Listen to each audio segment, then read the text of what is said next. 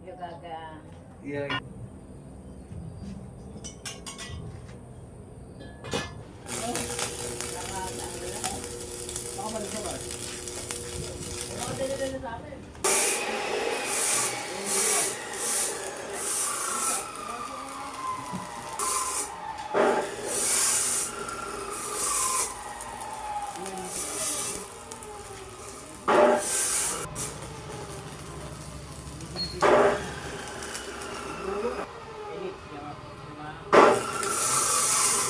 Parang gold yun.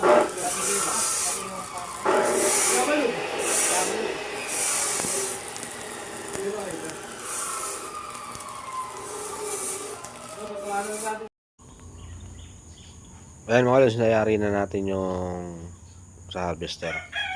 Ayan mga lods, magre-repair tayo ng harvester. Ito yung dinala kahapon. Nayari na natin yung elf kahapon. Ito naman yung dinala. So binaba natin yung umiikot dyan. Ito siya sa baba. Na-lost thread kasi yung mga tornilyo nito. Bubunutin natin yan. Ito nagawa na natin. Kaya binunot ko na kahapon. Tapos tinapalan ko na rin yung gilid niya. Ayun yung gilid na yun, tinapalan ko na. Asan ba? Ayun yung gilid na yun. Lapit natin. Lapit natin para makakita niya mga lods. Ito yung ni-repair natin kahapon. Ayan. Nabutas kasi siya. Tapos tatapalan natin lang yung may kaprasong butas sa taas. Tapalan lang natin yan. Tapos okay na. So update ko na lang kayo mamaya mga lods.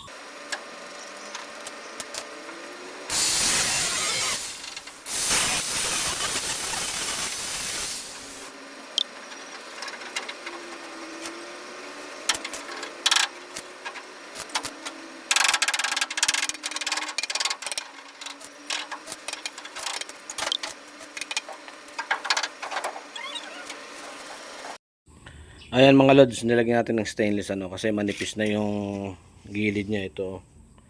Manipis na, halos aabutin na to. Kaya nilagyan natin ng mga stainless na ganyan.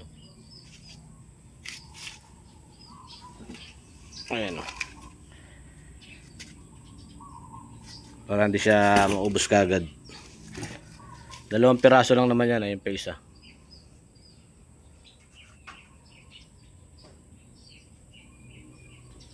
Tapos kakabit na natin para matapos na. So update ko na lang kayo mamaya mga lods. Ayan mga lods, naikabit na natin. Hindi ko na ipakita kung paano namin kinabit. Basic lang naman to. Ayan, kabit na namin. So ikakabit ko na lang yung mga ngipin.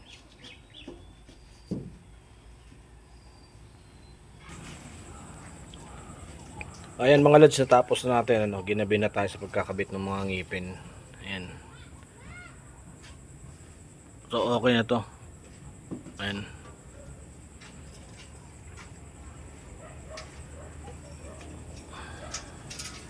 Kukuhanin na yung bukas. Tapos yung isa naman ang dadalhin bukas.